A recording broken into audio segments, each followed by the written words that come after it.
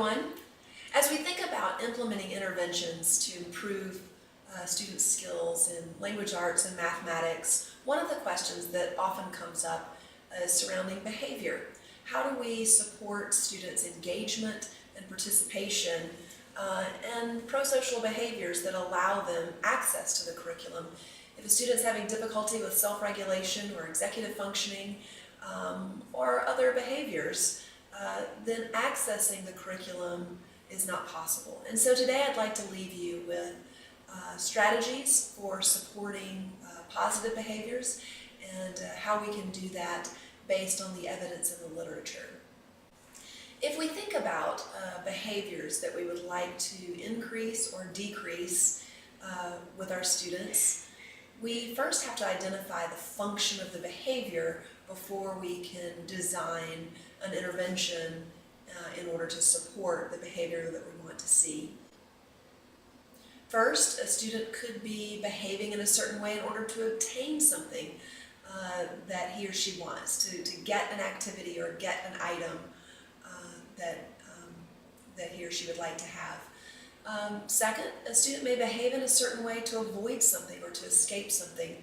So if you think about a student who finds the work too challenging, let's say we've given the student an assignment, a task to complete, and the assignment perhaps is out of the student's zone of proximal development, or at least the student perceives the task to be out of the possibility.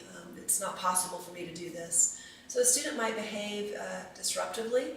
They might tear the paper, or the student might just disengage. They might engage in a different activity, or leave their desks, or leave the table, or leave the group in order to escape or avoid the activity. The student might be behaving in a certain way to gain attention, either from adults or peers. And when we think about attention-seeking behaviors, it's important to remember the potato chip rule. The analogy here is that all students, or almost all students, like potato chips. Some even like soggy potato chips.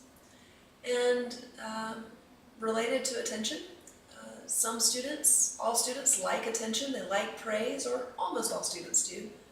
Some students will even behave in a way to gain negative attention because some attention is better than no attention. So if students maybe are unable to have their needs met at home in terms of attention, or not able to get sufficient attention from friends or adults in their lives, they sometimes behave even in a way that gets negative attention.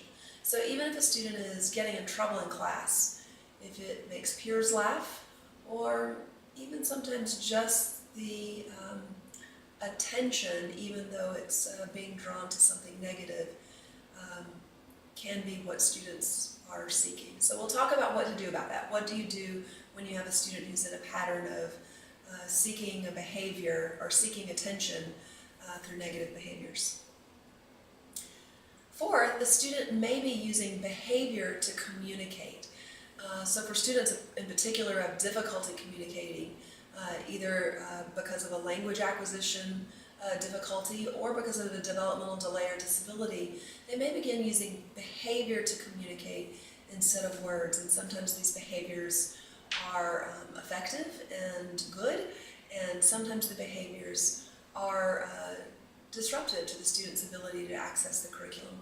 Fifth, sometimes the behavior itself is providing some sort of reinforcement, and so we may see students who are very active and engage in a lot of movement. Sometimes it's disruptive. Sometimes we perhaps need to recognize that students need additional movement and perhaps change the antecedent, change what happens before the behavior to allow for that movement. It's not always that we need to change the behavior or change the consequence to a behavior. Sometimes it's that we need to change the environment to accommodate a student's needs.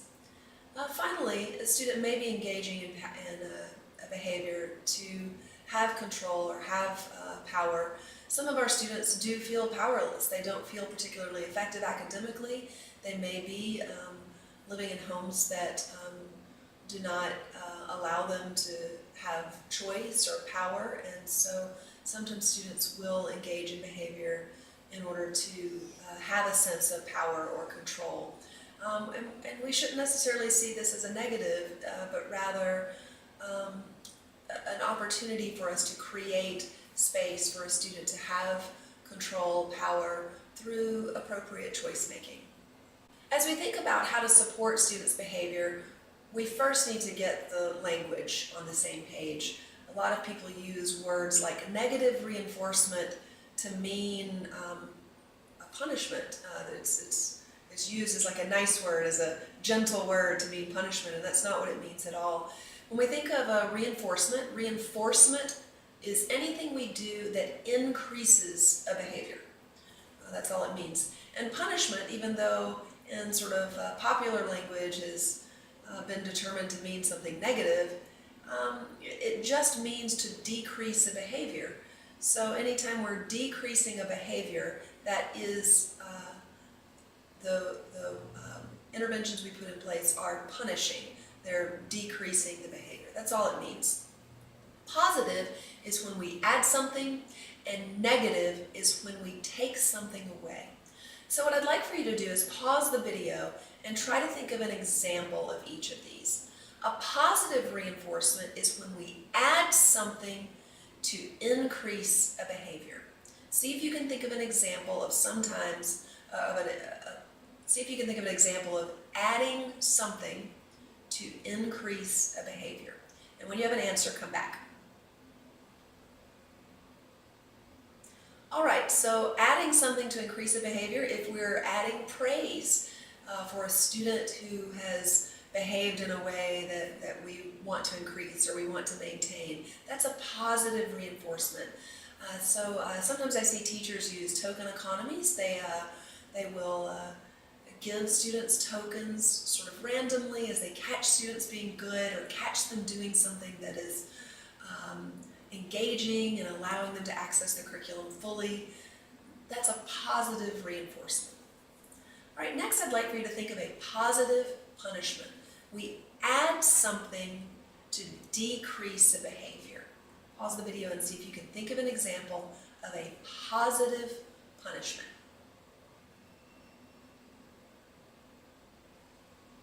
All right, so adding something to decrease a behavior.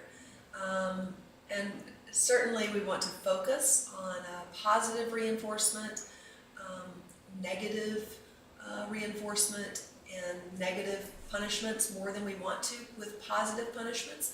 But an example would be if a student did not engage in a task that we added additional work. So if we added additional work in order to decrease the behavior of not engaging in work, then that would be an example of a positive punishment. Next, I'd like for you to think of a negative reinforcement. So remember, we're trying to increase a behavior. So it's something we do for a behavior we like, but we take something away. So what is something we might take away to increase a behavior? Pause the video and see if you can come up with an example of a negative reinforcement. So clearly, if we want to increase a behavior and take away something to do that, we're taking away something the student doesn't like.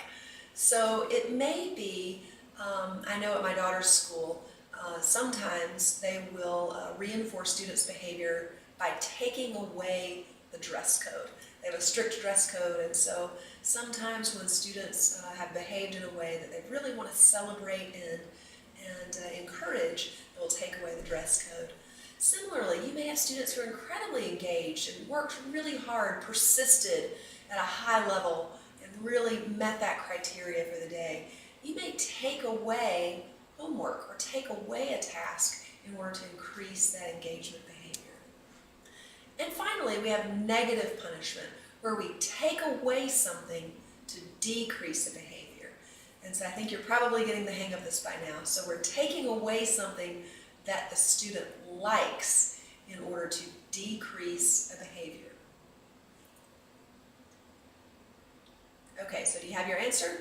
To decrease a behavior, we may take away, commonly we hear taking away electronics. So a student has behaved in a way that we want to decrease.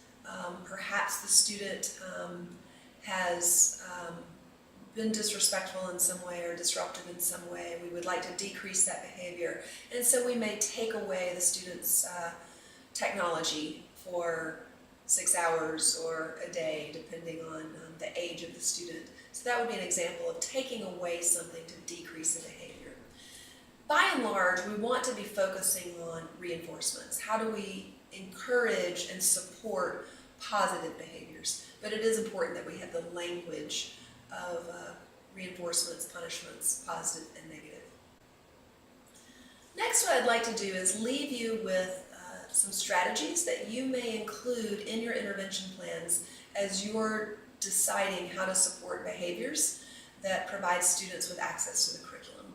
First, we may use backward chaining. And in backward chaining, we begin our instruction with the last step in the sequence and provide support for all of the other steps in the sequence and gradually take away that support. So an example would be a student who's having difficulty completing all of the steps of completing assignments. So the student may forget to write it down on the calendar, take the items home, may forget to complete it, start it, take it back to class, and so forth. And so in a backward chaining intervention, we would direct the student, we would support the student and prevent the errors for every step in the process except the very last step. So the very last step might be turning the assignment in to the classroom teacher. And we would provide support with every other step to make sure it happens, except for that last step. Once that last step is mastered, then we would take away the support for the step before it, which may be supporting the student to tell the student to take the assignment to class exactly when that's needed. So that would be an example of backward chaining and the advantages that the student has success from the very beginning. And this is a good strategy when the success in the end is dependent upon multiple steps. So if the student forgot one step in the beginning, none of the other steps could happen. And so when that is the case, backward chaining is a good choice. Progressive time delay is a strategy that we often use with students who have more significant disabilities, and in particular, intellectual disabilities. Instruction begins with a question followed by an immediate prompt, which is the answer.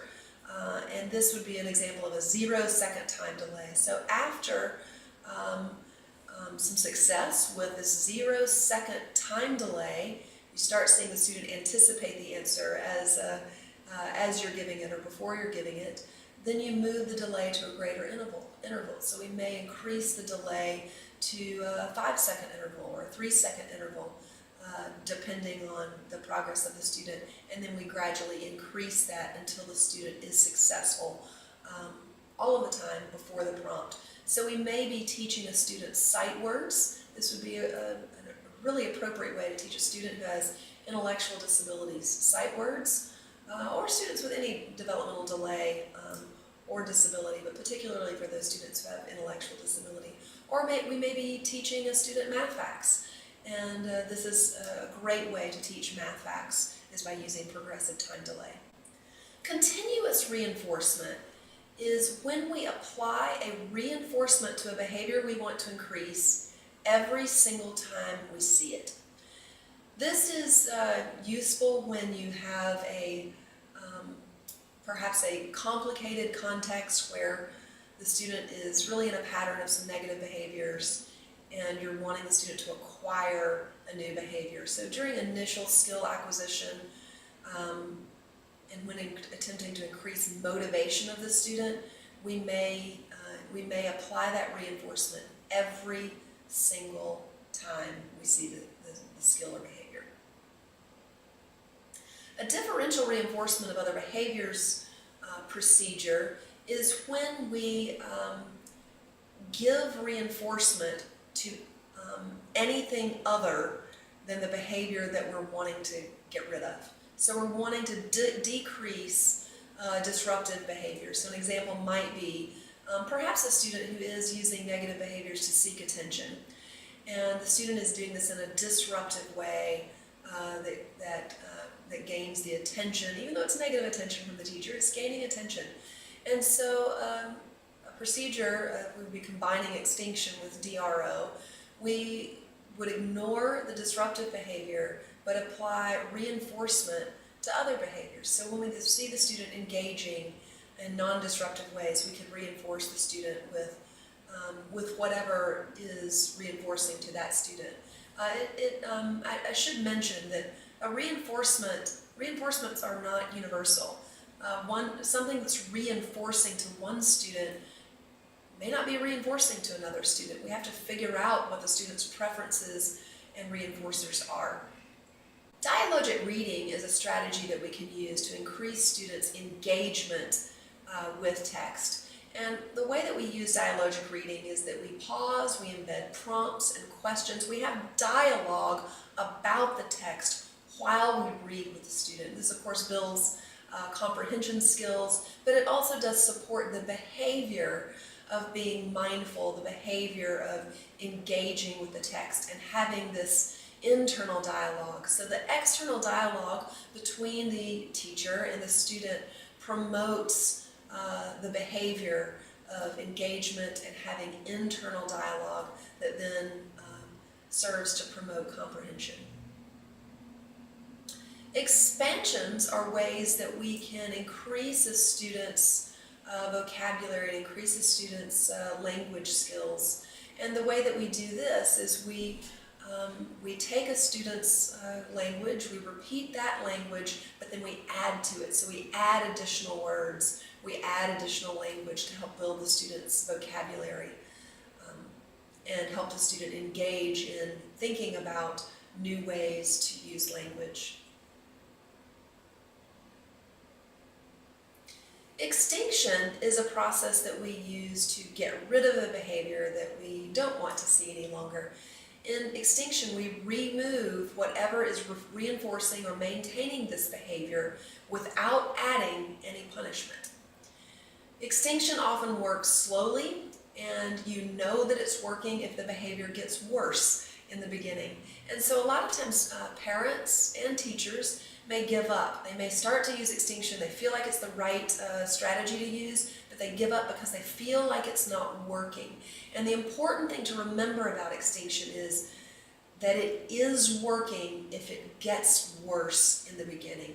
And it can be hard to tolerate that, it can be hard to get through that surge in a behavior that you're wanting to decrease, particularly if you are daily experiencing this and finding it frustrating. Emotionally, it can be difficult to sort of tough it out through Extinction, but Extinction is among the most effective ways to permanently reduce or eliminate a behavior.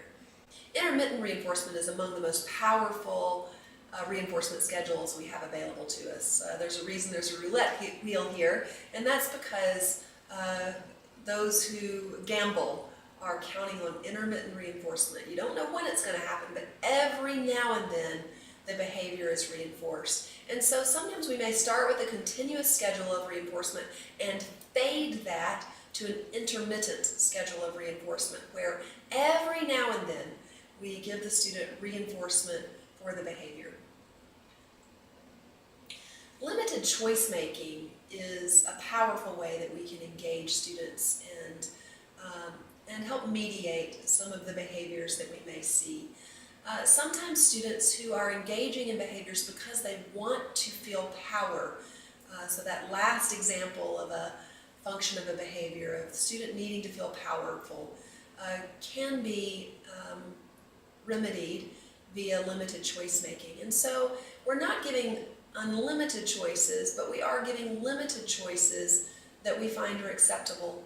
So the blue coat and orange coat are here because years ago when we first moved to Kentucky, my son was having trouble with wanting to wear a coat. We'd come from Alabama, you didn't wear a coat very often, he just didn't like the idea, found it to be a hassle.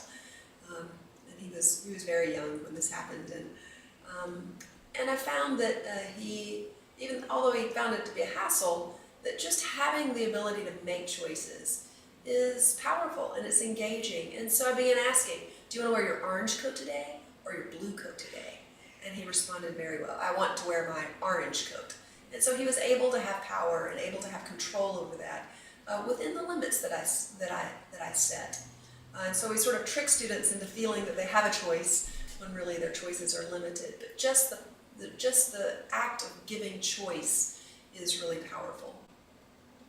I hope these intervention strategies and language around reinforcements and punishments give you some ideas about how you might craft your intervention plans as you work with students to close the gap and design evidence-based intervention plans.